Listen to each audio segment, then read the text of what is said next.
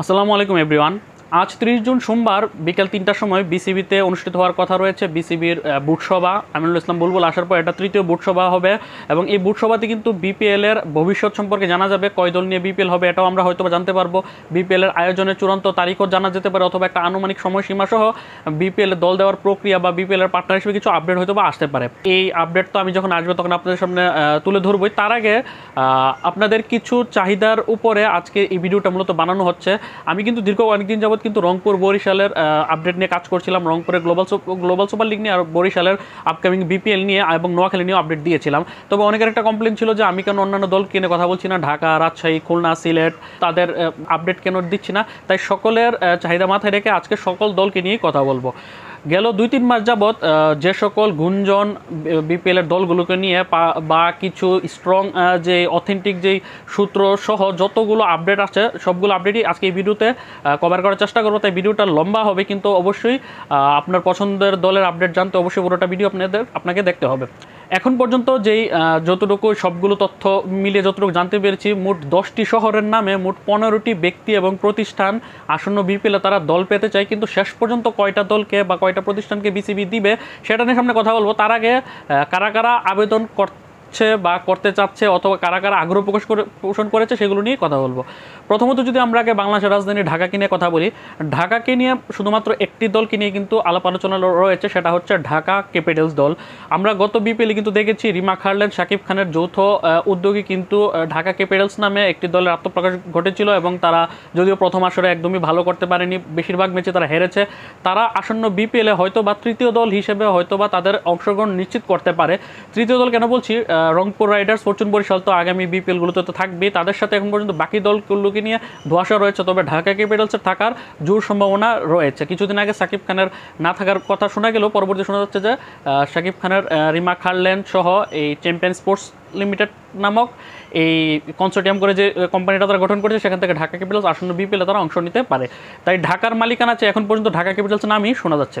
তারপর যদি যে আমরা চিরংকে দিকে, চিরং কিংস গত বিপিএলে তারা অংশগ্রহণ করেছে 11 বছর পর তারা বিপিএলে ফিরেছিল। সবশেষ 2013-তে অংশগ্রহণ করেছিল, 2012-13 পর 2025 সর্বশেষ আসরে অংশ নিয়েছিল। আসন্ন বিপিএলে তারা কিন্তু অংশগ্রহণ করতে কিন্তু বদ্ধপরিকর।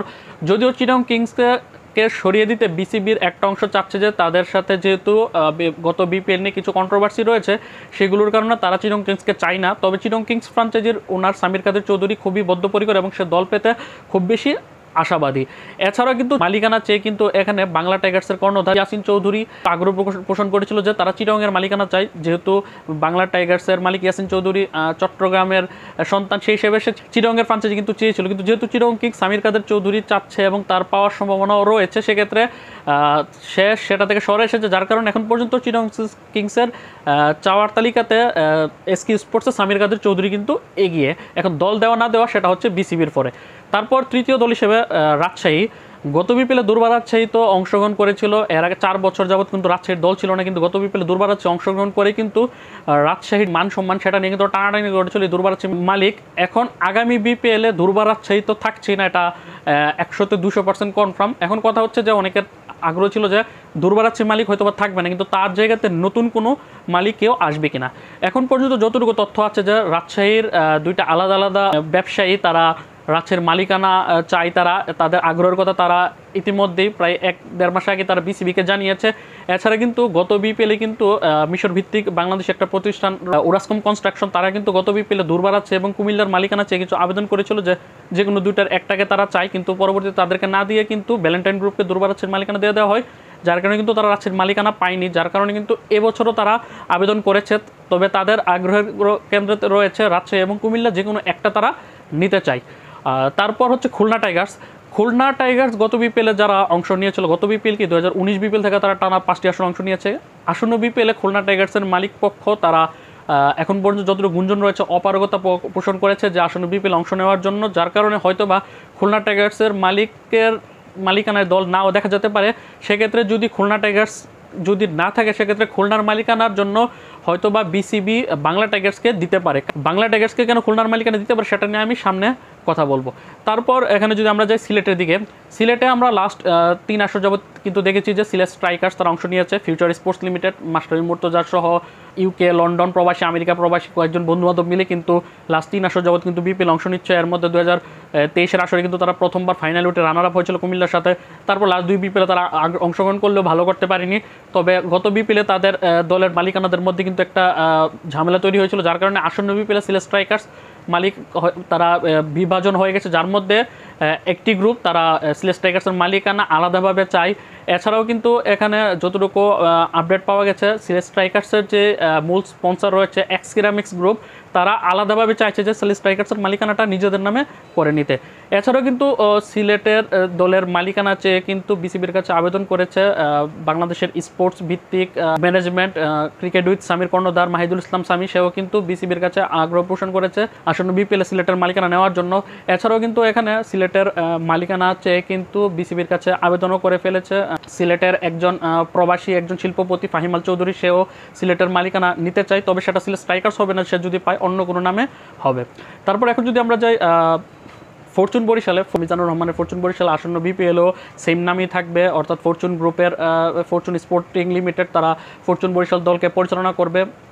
তারপর আমরা যদি যাই রংপুর বিভাগের দিকে, রংপুর বিভাগে এখানে বসুন্ধরা গ্রুপের টোগি স্পোর্টস লিমিটেডের আন্ডারে থাকা রংপুর রাইডার্সও আসন্ন বিপিএলে তারা অংশ নিবে।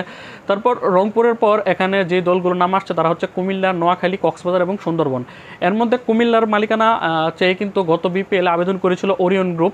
ওরিয়ন গ্রুপ কিন্তু লাস্ট 2-3টি আসর যাবত কিন্তু কুমিল্লা ভিক্টোরিয়ান্সের টাইটেল স্পন্সর ছিল।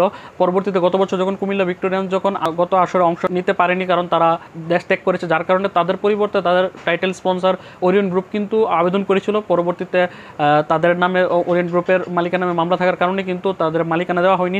এছাড়া কিন্তু ওরাসকম কনস্ট্রাকশনে কিন্তু কুমিল্লার মালিকানা চেয়েছিল। এই দুই দলের মধ্যে এক দলের গত বছর কিন্তু বিপিএলে কুমিল্লা দল পাওয়ার একটা জোর সম্ভাবনা ছিল, কিন্তু তারা শেষ পর্যন্ত পায়নি।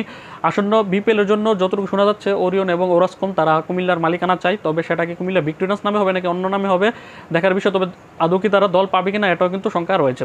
তারপর যদি আমরা যাই নোয়াখালীর দিকে, আমরা গতকালকে আমি একটা ভিডিও করেছিলাম, সেখানে জানিয়েছিলাম যে নোয়াখালীর মালিকানা চেয়ে ইউকে প্রবাসী একজন ব্যক্তি সায়েন্স গ্লোবালের কর্ণধার আহমেদ জামিল বাদল, উনি আবেদন করেছে বিসিবির কাছে এবং ব্যাংক গ্যারান্টি জমা দিয়েছে এবং নোয়াখালী রয়্যালস নামে সে নোয়াখালীর মালিকানা নিতে চায়। আর সবশেষ কক্সবাজার এবং সুন্দরবন নামে কিন্তু বিপিএল এর মালিকানা চেয়ে বিসিবির সাথে যোগাযোগ করেছিল বাংলা টাইগার্সের কর্ণধার ইয়াসিন চৌধুরী এবং জাফির ইয়াসিন চৌধুরী। তারা কিন্তু বিপিএল মূলত শুরুতে যেটা আমি বলছিলাম যে তারা চিটাগংয়ের মালিকানা চায়, কিন্তু যেহেতু চিটাগং কিংস অলরেডি এক্সিস্ট করছে এবং তাদেরকে যদি বিসিবির দল দেয়, সেক্ষেত্রে তারা পর্যটন কেন্দ্র হিসেবে বাংলাদেশের কক্সবাজার এবং সুন্দরবন এই দুটি যে কোনো একটিতে তারা বাংলা টাইগার্সের নাম সম্বলিত তারা দল চায়। কিন্তু শেষ পর্যন্ত কক্সবাজার এবং সুন্দরবনকে যদি মালিকানা না দেওয়া হয়, সেক্ষেত্রে তাদেরকে প্রস্তাব দেওয়া হতে পারে চিটাগং বা খুলনার যে কোনো একটির মালিকানা নেওয়ার জন্য। সেক্ষেত্রে যদি চিটাগং কিংসের মালিক সামির কাদের চৌধুরী এবং এসকে স্পোর্ট যদি তারা কন্টিনিউ করে, সেক্ষেত্রে যেহেতু খুলনা টাইগার্সের মালিক আসন্ন বিপিএলে অংশ না নেওয়ার সম্ভাবনা বেশি, সেক্ষেত্রে হয়তো বা যেহেতু সুন্দরবন যেহেতু খুলনা বিভাগের অন্তর্গত, সেক্ষেত্রে হয়তো বা বাংলা টাইগার্সকে প্রস্তাব করা হতে পারে খুলনার মালিকানা নিয়ে তারা বাংলা টাইগার্স দল পরিচালনা করার জন্য, এমনটাই এখন পর্যন্ত মনে হচ্ছে। এখন যে আপডেট আপনাদের বললাম, মোট 10টি শহরের জন্য কিন্তু 15টি ব্যক্তি এবং প্রতিষ্ঠান কিন্তু বিপিএল এর সাথে যোগাযোগ করেছে এবং তাদের আগ্রহ প্রদর্শন করেছে। কিন্তু শেষ পর্যন্ত কয়টি দলের বিপিএল হবে এবং কারা কারা দল পাবে সেটা হয়তো আমরা অল্প কিছুদিনের মধ্যে জানতে পারবো। এবং বিসিবির আজকের যে বুট সভাটা অনুষ্ঠিত হবে, সেই বুট সভাতে কিন্তু অনেক কিছু ক্লিয়ার হয়ে যাবে যে কয় দলের অংশগ্রহণে হবে এবং কবে বিপিএল হবে। তখন আস্তে আস্তে হয়তো আমরা আনফোল্ড হবে এই বিষয়গুলো, যে যারা যারা আবেদন করেছে তাদের কতটুকু সম্ভাবনা, আস্তে আস্তে হয়তো আমরা এই বিষয়গুলো আস্তে আস্তে আমরা জানতে পারবো। আগামী বিপিএল যদি 5 দলের অংশগ্রহণে যদি বিসিবি সিদ্ধান্ত নেয়, সেক্ষেত্রে কিন্তু ঢাকা, চট্টগ্রাম এবং সিলেট এই 3 ভিন্নর সাথে কিন্তু রংপুর, বরিশাল মিলে কিন্তু এই 5 দলের অংশগ্রহণে বিপিএল হবে। 7 দলের অংশগ্রহণে বিপিএল হলে হয়তো বা দলের সংখ্যাটা বাড়বে, তখন রাজশাহী, খুলনা এবং অন্যান্য দলের সুযোগটা বাড়বে। 8 দলের বিপিএল হলে আরও সুযোগ এক্সপ্যান্ড হবে। তবে দেখার বিষয় যে 5, 6 নাকি 7 নাকি 8 দলের বিপিএল আসন্ন বিপিএল অনুষ্ঠিত হয়, এবং এটা আজকের বুট সভার পরে কিন্তু আমরা মূলত জানতে পারবো যে বিসিবি এবং বিপিএল গভর্নিং কাউন্সিল তারা কীভাবে চিন্তা করছে, কয় দল নিয়ে বিপিএল করবে, অথবা তারা যেটা শোনা যাচ্ছিল যে বাইরের দেশের একটি ইভেন্ট ম্যানেজমেন্ট কোম্পানি আইএমজিকে তারা দায়িত্ব দিতে চায়, সেটা কতটুকু তাদেরকে কি সম্পূর্ণরূপে দায়িত্ব দেওয়া হবে, নাকি তারা পার্টনারশিপ হিসেবে বিসিবির সাথে দায়িত্ব পালন করবে, সেটা হয়তো বা আমরা খুব শীঘ্রই জানতে পারবো। তো দেখা যাক কী হয় বিসিবির বুট সভার সিদ্ধান্ত। ততক্ষণ পর্যন্ত ভালো থাকুন, সুস্থ থাকুন, স্পোর্টস চ্যানেলে পাশে থাকুন। আল্লাহ হাফেজ।